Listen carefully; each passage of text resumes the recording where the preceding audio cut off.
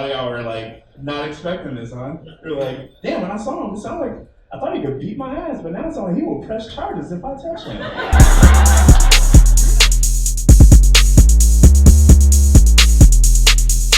What it is, what it do. Welcome to the Homies Podcast. I'm your host with the most dick, your boy, Ellis, man. And thank y'all for taking the time out y'all day, listening, watching this, wherever y'all streaming this from. I appreciate it.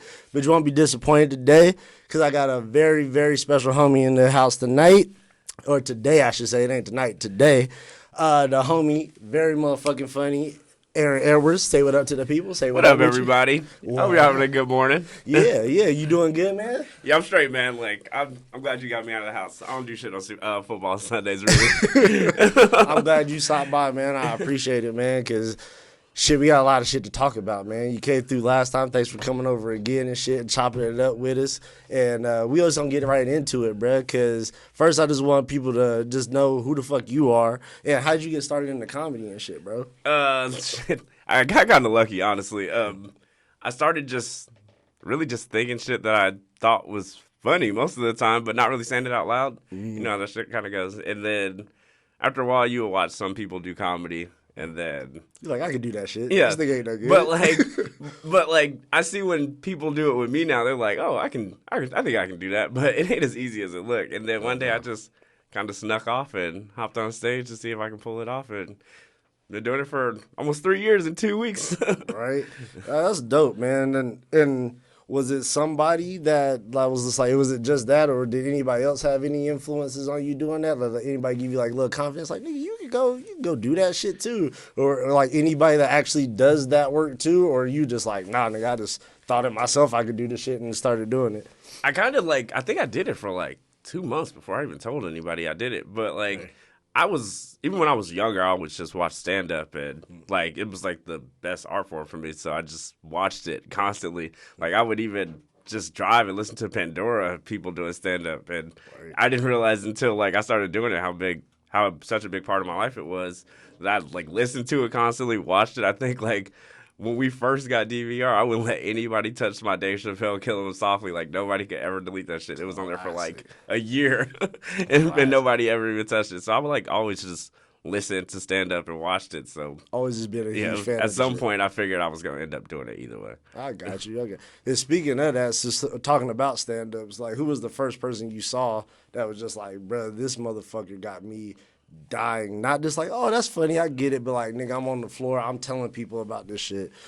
Since I was a little kid, like Martin, the greatest host of all time, like, hey. I thought he was the funniest dude in the world, especially for a little kid. He was just like, just so exciting, and I probably didn't know half the shit he was talking about because it was probably inappropriate as hell, but I just thought that nigga was mad funny, like a 6-year-old me thinking that Martin was like just one of the funniest people in the world. Was it more of his like stand-ups that drew you, or was it more of the show?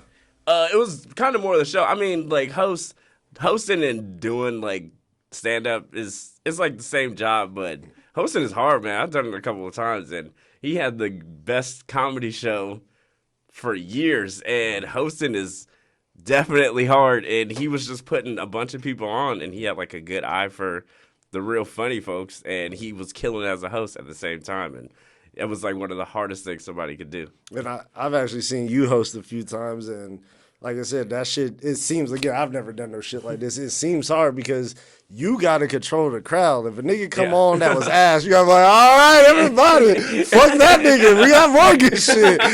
So it's like, you got to keep people that up and down. Do you prefer hosting, or do you just like, nah, man, I'd rather just do my stand-up and get fuck hosting. Like, the people that do it, like, I respect the hell out of, but I hate hosting so fucking much. And I know, like, some of my boys, my boy Charles Angle, like, the dude can host a goddamn show, but, like, I just don't got it in me. Like, call me up when y'all done, and I'll do my set and bounce. Like, I can't do the whole crowd thing. Like, the hosts, they got a big job to do, and you got to, like, control the energy of the stage.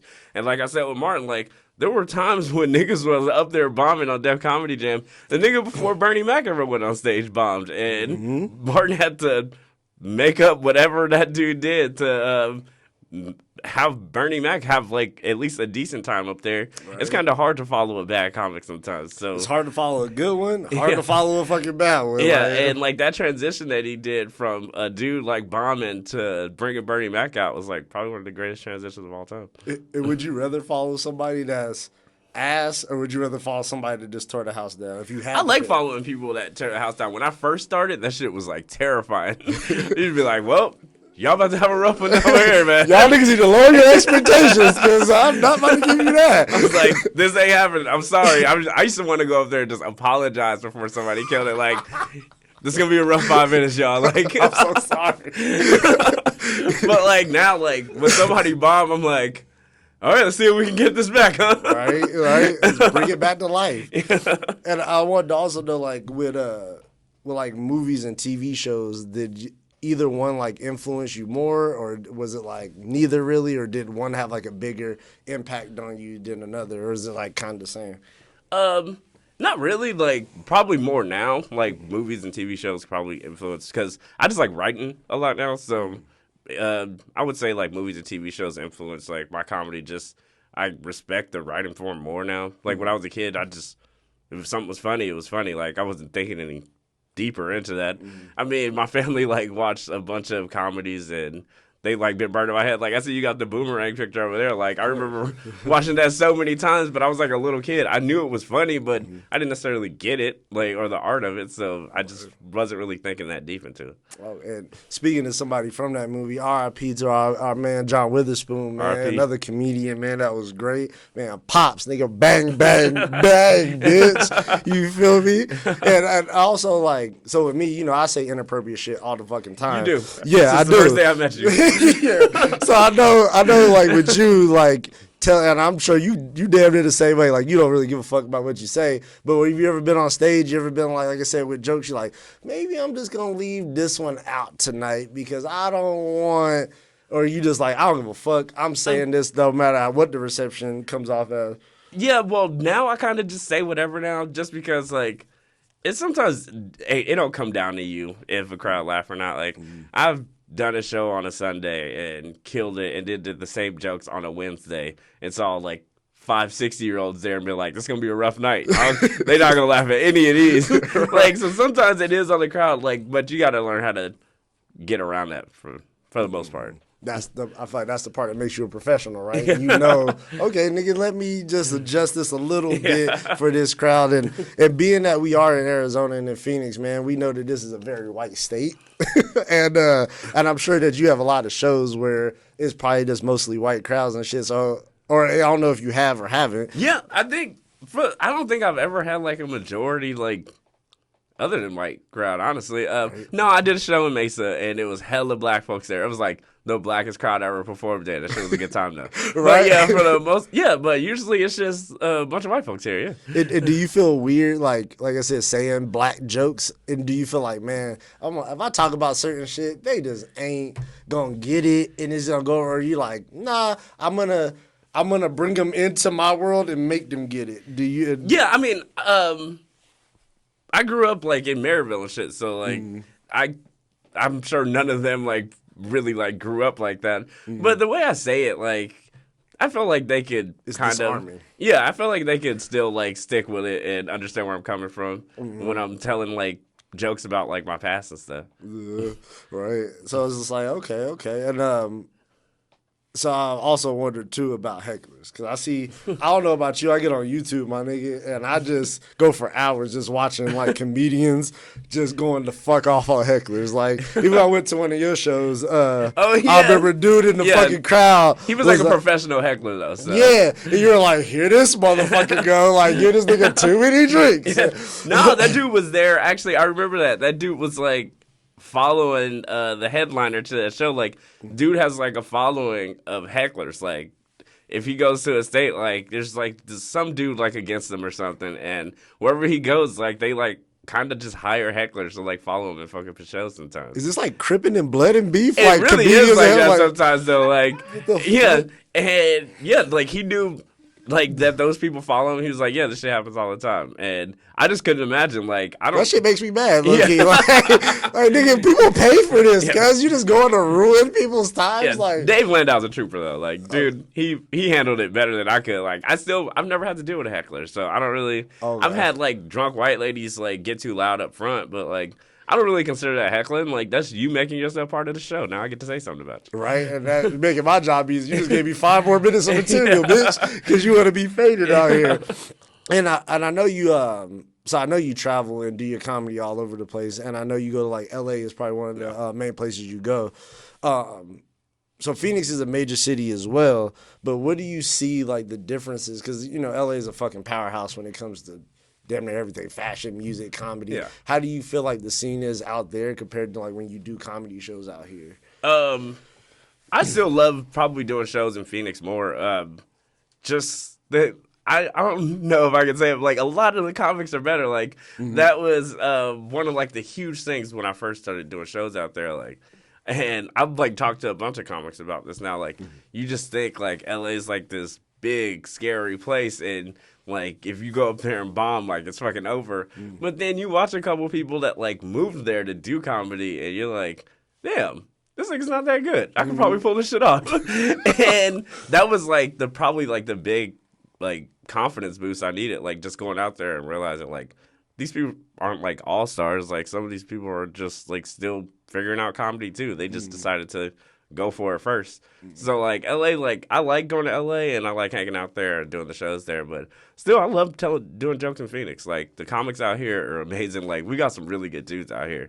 And I feel like if they had the opportunity that other people did, they would be just as big. Yeah. And speaking of, again, going just adding on to what you're saying, do you, again, this ain't no hater shit, because this ain't no hater podcast. We don't do that shit over here, bro. We try to be peace and love to everybody. But we also call motherfuckers out for the shit that they do. Do you also see comedians and certain comedians, you're like, because again, it's almost like, do you approach it almost like a sport as well? Kind of like, you know, when you see somebody playing football, basketball, you're like, I know I'm better than that nigga, and they probably shouldn't be there. And do you ever feel that way, like when it comes to comedy? Like, again, you ain't gotta name nobody just in case you work with these motherfuckers later. But do you see people like, man, how the fuck did you get that big? No, not really. Like, because I understand the grind now. Like in sports, like it's so competitive, but comedy's like inclusive. Like if you do a joke and you like running bits or something, and somebody you don't know is like, hey, this might work a little better. Like, we all just try to help each other out, like, to tell the best jokes. Like, if somebody's trashing football and I see they tell, I'm not going to tell them what they tell is. I'm going to use that shit against them when I play them. Like, exactly. Like, this is all competing. But in comedy, like, nah, we all pretty much, for the most part, trying to help each other out. It's more of like a family. Yeah. The competition ain't is there as thick as it is in it's sports like and shit. Yeah, it's like a fraternity thing. We all understand how hard this shit is to do and how much we putting ourselves out there going on stage. And like, I'm not like, I wouldn't shit on anybody like even going for it like for the first time. So like, I would try to help out anybody that went on stage. Right. But in sports, yeah, I wouldn't really compare it to sports just because I mean like it's a grind and it's hard, but usually like we try to help each other out and it's pretty inclusive. Okay. Because, yeah, I'm just being real. Like, there's certain comedians I see, like, for example, Amy Schumer. Yes, I'm calling you out. It's just when I see her, I'm just like, again, I'm sure there's a whole demographic of people. I'm not the epitome of what's funny and what should be funny. Yeah. But I just see her, and I'm just like, again, not saying that you're not funny. I'm like, how are you, like, she shuts down arenas. Yeah. And I'm like, holy shit. Like, I wouldn't say, like, comics that suck in L.A., like, because, like, they don't suck. Like, there's tons of people that, like, kill. I just don't get their comedy. Like, it just don't hit me the same way other people's do. So that would probably be, like, the better word. Like, it just hits, it don't hit me, like, the way other comics do. Like, I just don't get it. Okay. Yeah, that's the same way. I just be sitting there like, Yeah. But again, I'm like, this is how white people must feel. Yeah. I'm saying black shit. Like, I don't get it.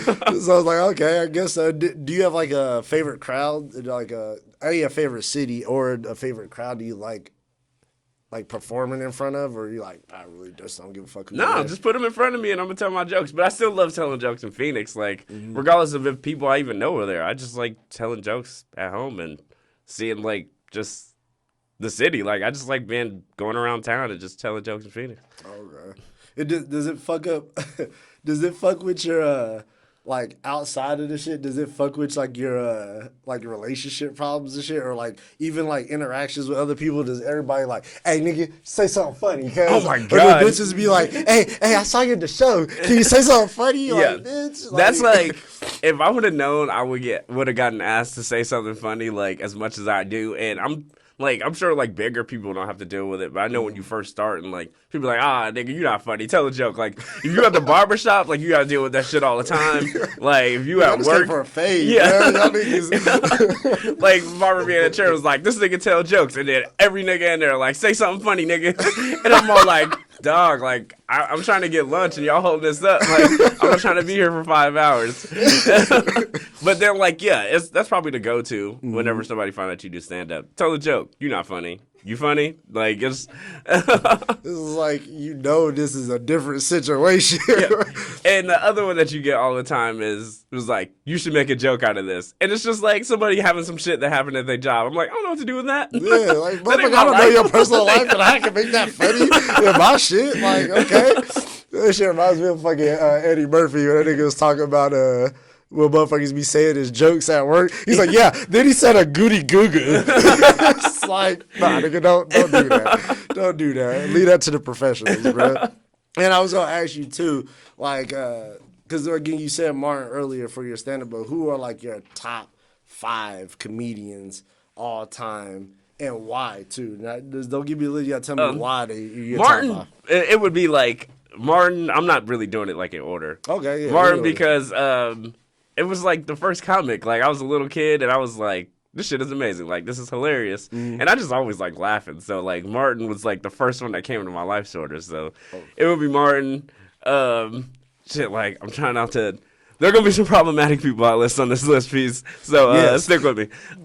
Louis, I'm sorry, that nigga's funny. Like you pull your dick out wherever you want to, Louis. If it's your room, pull your dick out, man. Like I get it. Keep your dick in your pants. The nigga was funny though for a long time. Louis, he was just. Can we touch on that for a quick second before you go? Why the fuck is that a problem, and why is Louis in trouble for that? Because I've heard this shit. Do we have time to unpack all this shit? Just a quick, like, what you think, man? Because this is a part of your fraternity and shit. So I mean, if a dude asks if he can jerk off in front of you and you don't answer, that's a no to me, and that's why I think that's the problem. Like. They didn't answer. I think it's a yes to me. Hey, bitch, you didn't say no. And that's problematic. Like, hey. And so, like, to me, a no answer is a no. That's what my mom used to always say. Like, if I asked her, can I go this place, and she didn't give me an answer, that means I wasn't just going to walk out and go there. Like, I would get my ass beat. And that's like. But you in his room, though. Don't even see it changes up when you ain't like, bitch, it's nighttime, you in my room, and I would have pulled my dick out now and do some weird shit. Yeah, now, but that was just like, on? But I think they just wanted to chill and talk comedy. Like, if, motherfucker, I met Kevin Hart or something, that it was like, hey, you want to kick it? We about to, like, eat and chill in my hotel room. And nigga started pulling his dick out like, it's the same thing. I'd be like, nigga, what the hell you doing? You would have said, but I'm pretty sure you would have been...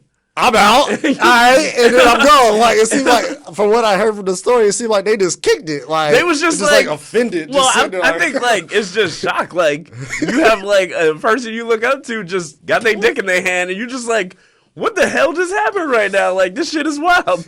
And I felt yeah, I heard he warned them first. I heard he said like, hey, I'm about to pull my dick out. I think the initial shock would just have people just like, what the fuck is going on? Like I feel like you'd be a little frozen from the initial shock. So yes, that's number 2 still. Think it's problematic, but hey. 3, John Mulaney. He's the funniest dude in the world right now to me. Dude is John Mulaney, like dude can tell a story. He just lived it. Like he's just at the top of the game. Like John Mulaney's like that dude. Dave, obviously. Dave Chappelle he was just in my growing up. And not to cut you off, going back to John, is it stand up or is it writing or is it just a mixture of just everything? Dude does everything. I mean, like he created some of the best sketches on SNL when he was writing there, and then his stand up. Like he's been doing it for so long, and that's whose radio. Like when I was just listening to people's Pandora comedy, I would probably just look up John Mulaney and then just put that in Pandora and just listen to everything that was that. And he just has some of the best bits like of all time. Yeah, Dave. He was in my youth. That was when I was just pretty much becoming a person. And all Dave, of us around that age, yeah, like Dave Chappelle impacted you in some way. Like Dave created a show where the next day everybody in school talked about it. Like that's kind of iconic. And yeah, like just the dude that you quoted with your boys all day at lunch is just. I don't think there's ever really been another show that I could think of, at least from my high school. Like it's shows that everybody watch, Fresh Prince, Martin, all that, but like. Quoted and like I'm Rick James, bitch. Yeah. Like I don't think I've ever heard that so many fucking times. Yeah, like me and my boy Nate. What up, Nate Delafield? Me and my boy Nate. We used to just quote like his stand-ups to each other like all day at school. Like I don't even know how many times that nigga said, "What the fuck is juice to me?" Like it has been like a million times we used to say that shit to each other. Like Dave Chappelle is my yearbook quote. It's sometimes cucumbers taste better pickled. That's what it was. And yeah. And yeah, so Dave and right now, like I know he's still super young, but Gerard Carmichael, like dude is it's weird. I like Gerard Carmichael and I like this show. I'm sure did you Oh yeah, the Carmichael show? Yeah, it's hella good. Chris is based on he from North Carolina. Yeah. So I was like, I fuck with this. And it was weird because on the show it was like you're not really that funny. Yeah. But on his stand-ups, I was like, this shit is gold. Yeah, like, the way he tells jokes, like his pace, his delivery, like I don't think there's anybody that tells jokes like him right now. And it's like the places his brain goes, like Gerard is mad funny. Like I think I was just watching him yesterday, actually. Yeah, dude is hella funny. So that would probably be 5 right now. But I feel like it's just like an ever-changing list. Like I could have said like Patrice, I could have said Tom Segura, like I could have like said so many people. Like it's kind of just like an ever-changing list now. It's hard. It's like asking your top 5 rappers. Yeah. Like, it's like depending on how I'm feeling that day. My list is almost similar. Like I said, my top 5 is Dave. And of course, just because the nigga's just witty. Oh, yeah. And just on point with shit all the time. And like I said, this last Sticks and Stones one was like, this is probably one of the best stand-ups I've ever seen in my life. And it was just like, it's weird. It's like, he's like, it's a lot of comics that, especially at least on his big enough platform, that they don't want to touch certain things. You know, now everybody's like, oh, I'm fucking scared. And I feel like Dave's just like, nigga, I'm rich. Yeah, and I'll say whatever the fuck I turned out $50 million for a show. I'll say whatever the fuck I want to on this stage, and I fuck with it. I think Dave, like, he did the best at figuring out is not what you say, it's how you say it. And my whole thing is, like, I could say a bunch of stuff as long as, like, I'm not mean. Like, just like this whole thing in comedy is, like, never punch down. And, I mean, he's rich now, so he's been, like, if he's punching, he's probably punching down usually now. But, like, for the most part, like, if you don't punch down and you're always making jokes about, like, shit that other people would understand and always stay punching up, you should be pretty good. And that's how he started, and he kind of has always stayed on that pace. Oh, okay. So we got Dave. I got Patrice. This is my second. Because when it comes to relationships, you mad at your girl, and you like, bitch, this is what I think. Sit down and just watch this. Perfect. Patrice is like one of those people, like, the second I see him, I start like laughing. Like, I think I was watching The Office, and he just showed up, and he didn't even say shit yet. And I just, like, started laughing just because I knew something funny was about to happen. I was watching The Office the other day, and the nigga was just looking at Michael, was like, what is wrong with you? And that just made me, just the way he said it, was just like, yeah, cuz I'm feeling the same way. Like, Patrice is, R.I.P. to Patrice, like I said, awesome. Eddie Murphy, I feel like Eddie was, of course, he's in this room a couple times. Yeah. It's just like, Eddie to me was like the first rock star. Oh, yeah. And I'm really interested to see his Netflix special. I don't know. Right? It's been years. Like, I don't know if it's going to be bad. Like, I don't know. Like, I couldn't even imagine, like, being that rich and then being able to do stand-up. Like, I'm a broke boy. Like, I know how to do stand-up now because, like, I just know how to talk about those things. I wouldn't know how to talk about being Eddie Murphy rich. That shit sounds crazy. And he was saying that in the Riding Across the Comedians. He's like, I don't know what I could talk about. It's like, Nigga, your life, everything. You're like, he's like, oh yeah, I used to hang out with I used to hang out with like Frank Sinatra and Sammy Davis, like back then. Like, nigga, who has stories like that? Just tell you, it's like Arsenio Hall. I don't know if you just seen his stand up that he has on Netflix. Nuh-uh. It's funny, bro. Oh, really? Yeah, I it's gotta check funny, that out. and it's basically the same thing. It's like, nigga, you so famous, you've been around all these people. Just tell us your fucking life. George Carlin, like I said, is one of the first white dudes I ever heard just say like ridiculous shit and say it about other white people. Oh yeah, I never heard that shit before. And somebody that was political and shit and talked about like different shit like that. And George Carlin, like, he's just a good example of like it's never too late. Like, he got started late, and like he was like a late bloomer. He was probably always fucking hilarious, but he didn't really start until he was like much older than people. Like, there are people starting to do stand up at like 17, 18, like even younger than that shit now. And George Carlin got into it late, so it's never too late. If you want to do it, go for it. Right? And Bernie Mac, that's the one that's going to me. Bernie was that uncle that everybody wants to talk to. You ain't even like stand up funny. You just, again, your presence is just funny. Your stories, your timing, everything is just perfect. And again, every time I watch the Kings of Comedy, I'm like, none of you niggas could have followed him. Nah, he had to go last because it would have been a fucking rap, bro. It would have been. I couldn't even imagine. Like, that was the perfect order. Like, the way he closed that thing out, like, it would have been just niggas sitting there mad. Like, that would be an example of following a nigga that killed it and it just not going well. Because, like, Bernie, he crushed it, and it would have just been tough for everybody. We're not saying that Sid and DL and Steve ain't great. Yeah. But, bruh, when it came to that shit, that boy Bernie was that guy, bro. So, and it said, shout out and RIP to Bernie Mac, man. And like I said, so right now, y'all, we're going to take a quick little intermission and shit. So we got to do some technical things. And sorry about that bullshit y'all heard going off in the background. My man was trying to talk right here. You got me in the hood. Niggas are getting robbed. You know, shit, the dogs barking and shit going off. Niggas is all shit. But, hey, my car better be outside when I get out there. Shit gonna be on bricks and shit, nigga. All right, we gonna be right back, though, so y'all don't go nowhere, bro. We'll be right back here in a couple minutes, man. What it do? So we back again, and we just switch the topics up a little bit. So, got the homie Aaron Edwards up in here, and we both are sports fanatics. We both love sports. And we were actually met each other was playing football in college. And also, our engineer, Diamond, we all met at the same college, Arizona Western. Shout out to Arizona Western. Shout out A-Dub. Hey, now all the ratchet shit went down. You feel me? So we all hoop fans and we all football fans. So we're going to talk real quick about this sports shit. We're going to talk about some NFL, some NBA shit. Some of this news is positive. Some of this news is musty as fuck. So we're just going to jump into the musty shit. So, bro, I got to ask you now about this shit that just went down with Myles Garrett, bro. So, if y'all don't know the motherfucking story, Myles Garrett is a defensive end that plays for the Cleveland Browns. And they had a game against the Pittsburgh Steelers. Yeah. And they got this bitch-ass this quarterback named Mason Rudolph. Or is that his last name, Rudolph? Yeah. Mason Rudolph. And they got into a little skirmish at the end of the game. And this nigga, Myles Garrett, bitch slapped this nigga with his own helmet. Ain't never seen shit like it. Never seen no shit like that. Some boss shit, actually. I like to say.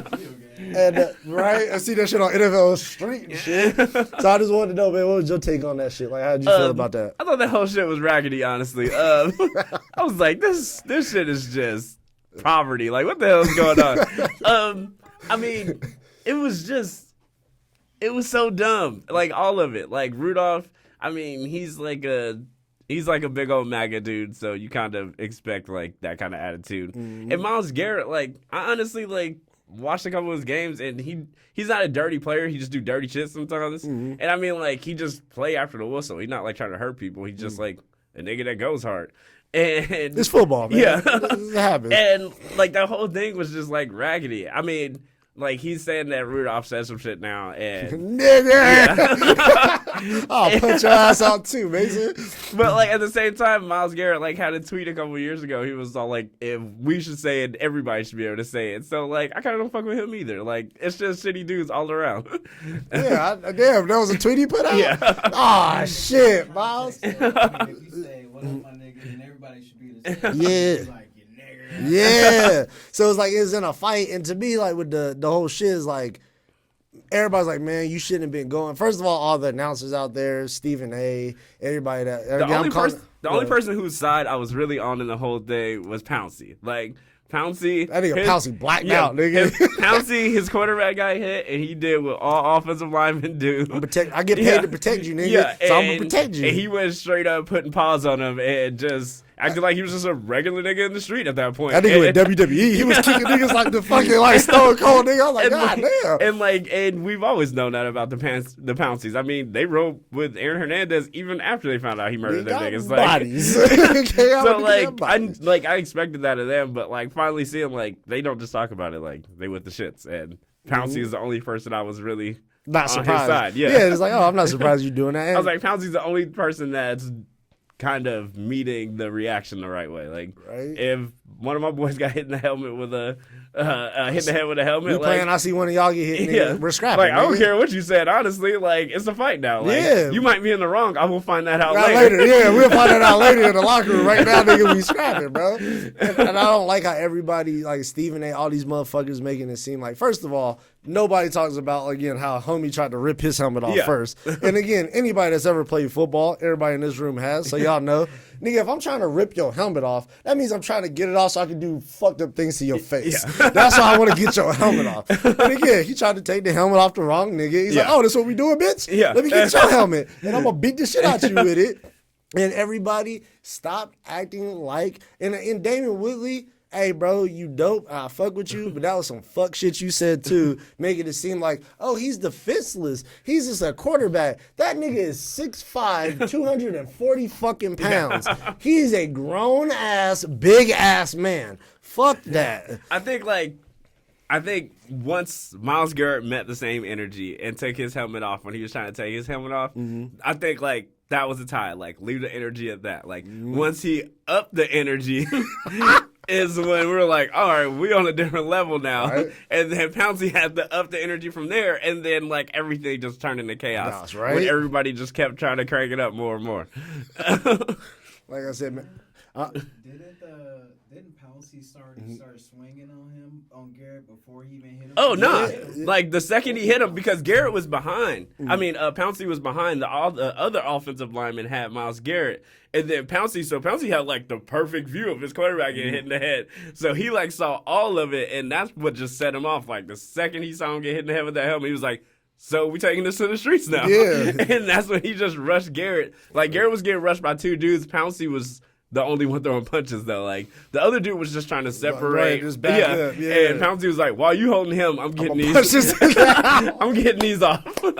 He was like, you can be the mediator. I'm not mediating shit. Like, right. Technically, at that point, isn't Garrett in the right? He was technically 3-on-1. I don't see nothing wrong with what he did. Everybody say, oh, bro, you did too much. There, to me, is no such thing as too much in a fight. No, nigga, if I slap you in the face and you pull your pistol out and shoot me, hey, nigga, I don't think that's overreacting. I should have slapped the nigga in the face. I just called the whole thing raggedy, honestly. That's why I just called it that. I was just like, everybody just kept upping the energy and making shit worse. With 8 seconds left in a football game, by the way. Like, take y'all asses home. You rich. Like, go home. Right? I'm not trying to fight nobody. Right? I'm rich. Like, I just played a whole football game with 200-pound niggas hitting me all day. Like, I want this shit to be over.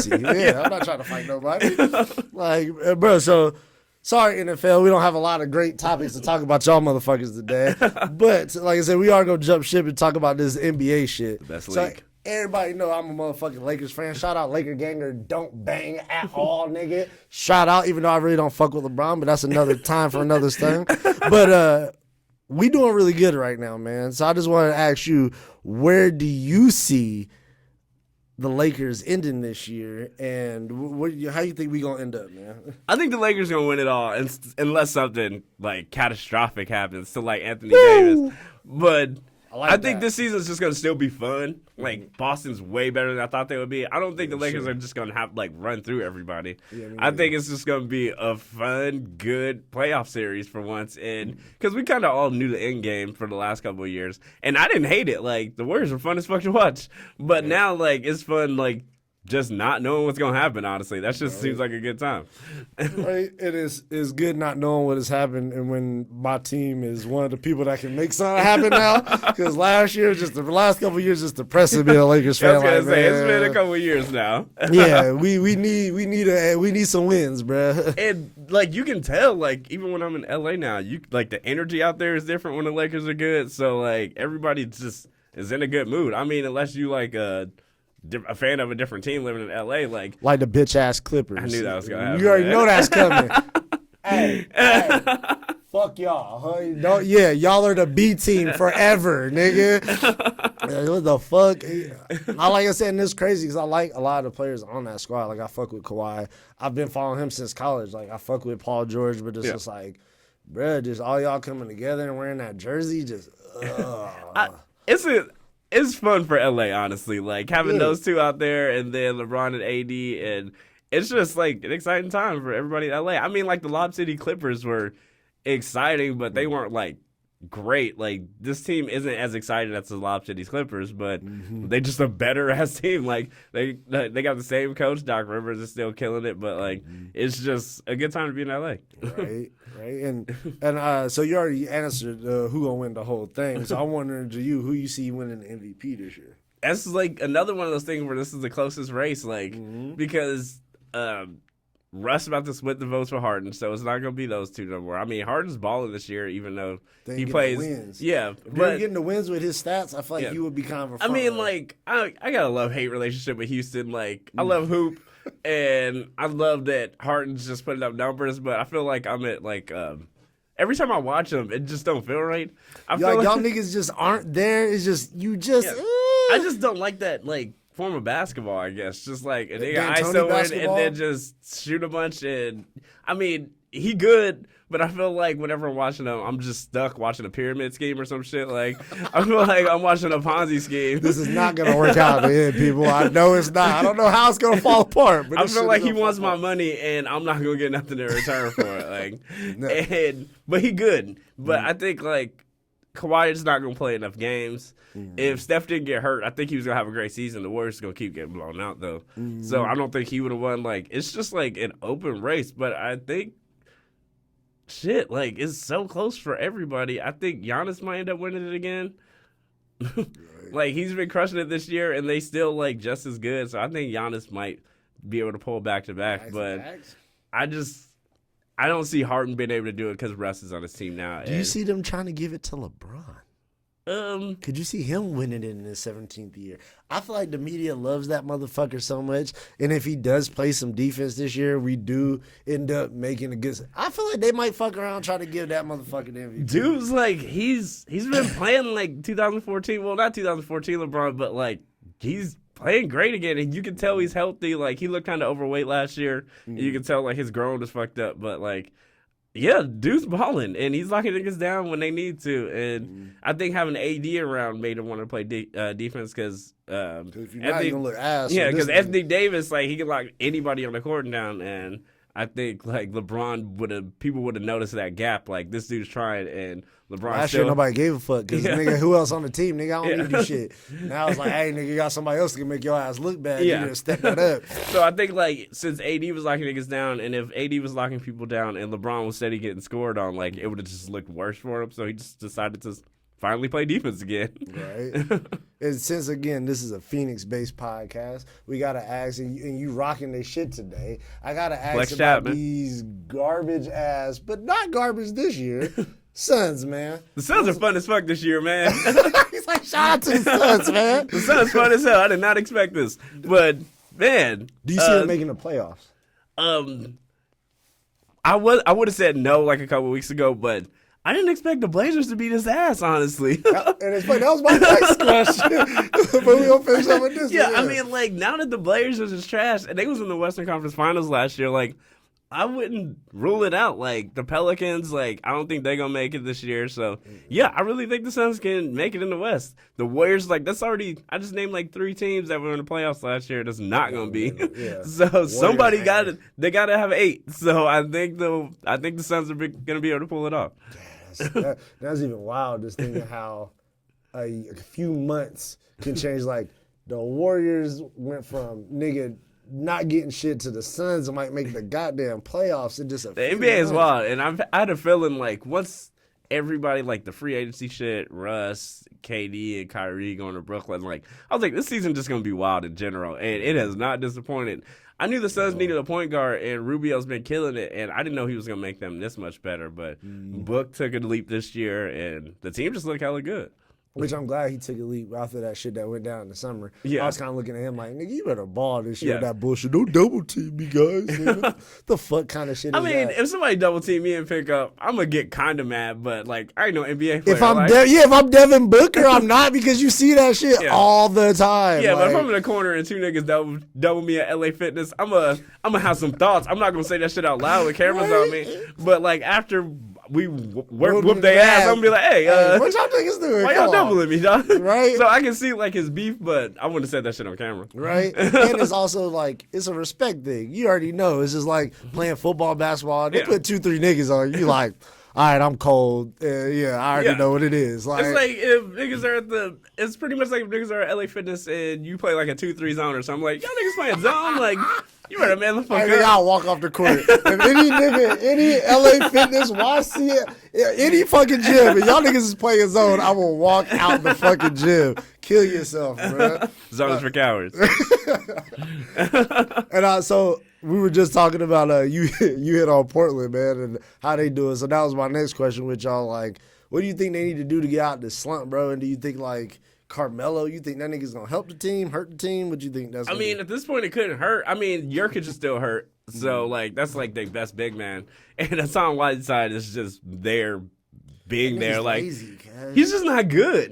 It's just weird because I see spurts where he's like, damn, bro, you could be. And then I just see, like, he just looks uninterested. My nigga, like, I'm just out here. I mean, he got that money and decided he didn't want to play basketball no more, which is the dream. Like, that's the Bynum go-to. Like, Bynum is the king of that shit, and I will always respect it. Oh, my like, God. But, like, Whiteside got paid, and he was all like, this basketball shit ain't for me. Right. Man, I'm also $40 million richer, so Bynum I'm going to got just stand on paid. this court.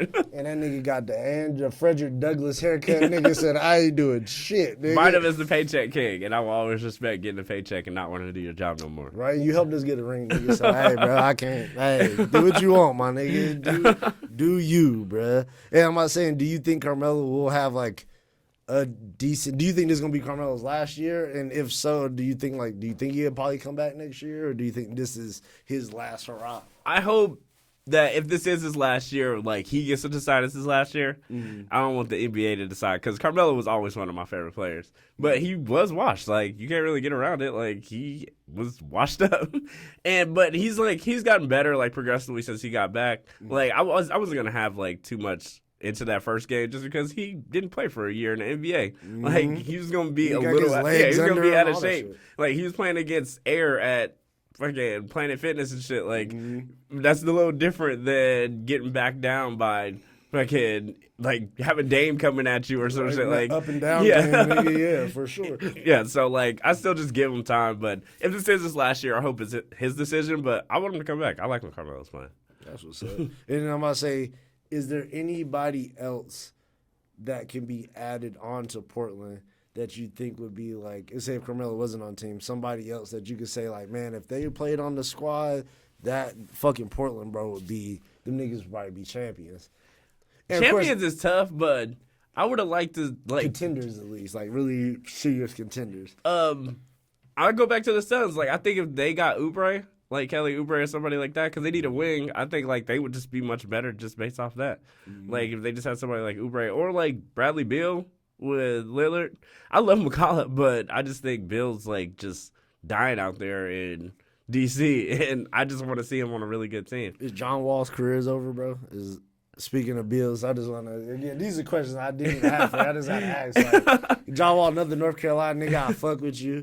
And I never was sold on him because I always told people, like, my homie's like, bro, he's nice. Like, years ago, he's like, he's nice. I was like, first of all, when the nigga came out digging on the first game, I was already like, Yeah, but that was, like, when that shit was, like, it's hot, still in though. college, Like, though. yeah. This is grown man league, my nigga. You Yeah, can't but- be doing that. yeah, it was grown man league, but that was, like, when Kentucky was sending 19-year-olds and shit to the NBA like Booker, for like 3 years in a row. yeah. Like so he was acting like a child because he was a rich child at that point. Like if you would have gave 19-year-old me millions of dollars, I would have been ratchet as fuck. Teach me how to dunk, nigga. Teach me how to dunk, nigga. Same shit. I just sad to see, like, I always said that he was good, but he's one of those players like I looked at like LeBron, and certain people was like, you're not really super skilled, but you're dumb athletic. Yeah. And that's the thing that sets you apart from people. But if you ever lose the athleticism, my guy. That's like a lot of like the explosive guards. Like I can't even imagine what the end of Russ's career is going to look like because he can't really shoot, but he can get to the basket whenever he wants. And that's just going to be hard to get around when he's not that athletic no more. That's why I look at somebody like Dame. It's like, bro, I can see you playing hella long because your game, even though Dame will bang on your ass, though. He really will. He will cross you up and dunk on your big man. Right, but it's like his game ain't that. Yeah. You know what I mean? His game is more, I could go on these picks, I could shoot, you know what I mean? That's why, like, and I used to say the same thing about LeBron, but he learned how to play in the post, and he will always be one of the best passers of all time. So you can play for a long time if you can bang in the post and know who to pass it to every single time. Like, that's the best thing to keep you in the league is being a good passer. Jason Kidd didn't learn how to really shoot until like his 14th year in the league, and he was just handing out dimes. So I think like just being a smart passer in the NBA will get these dudes a long way. And Russ and John Wall, they move so fast and quick. Like they still, I think like once they like get older, even though they aren't like young, like once they like slow it down and figure out that old man game, whatever theirs is gonna look like, because the only person like whose old man game I think is gonna transition well is Steph. Like he's gonna be able to shoot forever. Like it's never gonna sit your old ass in the corner and we go. Got you. Yeah, like I think like in Clay, like they can play for a very long shooters time. Can if they always want. play long time. Like Ray Allen, like that nigga can probably go right now. Yeah. And join somebody's squad and be just fine. It's like, yeah, bro, if you can shoot. Like I said, that's just definitely one of those things. And about passing, too. I don't know about you, because I know we ain't got too much longer, but I always felt like passing was the least impressive thing to do on a basketball court. And it depends on how you do it. And everybody's like, man, like LeBron is great. And I was just like, I've never been, unless you're like a Magic, Jason, I've never been impressed with passers because I never thought it was something that was hard to do like that. I'm not saying, again, you drop in a Magic Johnson, I don't mean like flashy passes. I like and shit, but like if Just I'm making just the like right pass. if I'm like doing a run at the gym and like getting buckets, like I love getting buckets, like shit is fun. But if I just like drop a couple dimes or like just drop the dime to end the game or something, like that should feel good. Like I love making a good pass. Like that shit is exciting to me. Yeah, and it is exciting. Like I said, you drop a dime, but it's like I don't like when like announcers make it seem like, oh my God, it's like the heart. I was like, bro, like it's the easiest stat to get to me. Like, I mean, if you put your dudes in position to like make a play, I feel like you get 50% of that still. Like Tom Brady throwing like a hitch to somebody that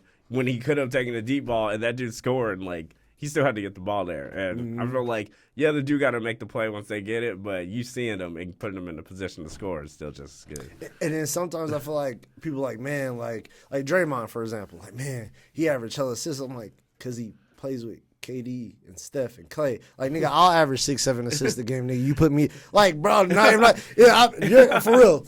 I'm about to say, you who? But we ain't NBA players. I am willing to put money. If I put Aaron in a full fucking game, hey, man, your cardio, your lungs feeling good, cool.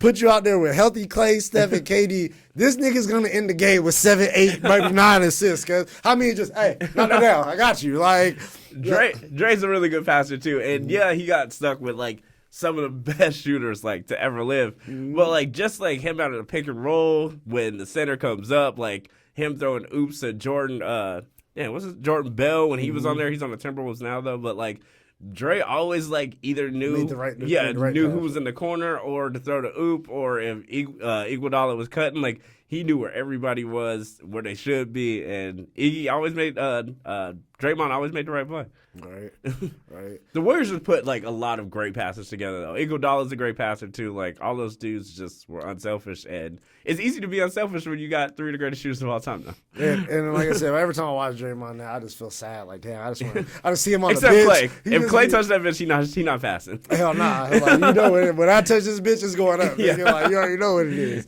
And I respect that energy. I do too. You feel me? That's my energy. Like, all right, hey, nigga, I'll pull it this bitch. You already know what they got me here for, y'all bro. can be the passers. We got 4 passers on the court. It touched my hands. It's going up. Bruh, again, man, like I said, I know we got to get up out of here because you got shit to do. I got shit to do. But again, man, I just want to thank your ass for coming on. And please bring your ass back. Oh, you know I'll be again. And, hey, before we get up out of here, bro, is there anything you want to shout out, let people know where they can find you at? What you next show? Anything? Let them know. I'm kind of just I kind of just want to relax the end of the new year. Because I know next year is probably just gonna be nuts. I should probably be on All Fantasy Everything, either the next couple months or the next couple weeks or next month. I'm gonna be at the Concierge in on Washington on the 21st Saturday. And I'm trying to probably hit a couple of LA trips. Probably not till the new year though. Just trying to hunker down, get some writing done, get some new jokes for the new year. All right, can we hit people with that shit? Y'all go check them out, man. Funny as fuck. You won't be disappointed, man. Thank you again, Aaron, for stopping by the Homies Podcast. Y'all hit the subscribe button. Y'all let everybody know. Tell a friend, tell a local crackhead to tell somebody to holler at the Homies Podcast, man. Y'all hit that subscribe button. I appreciate y'all. See y'all next week. Peace.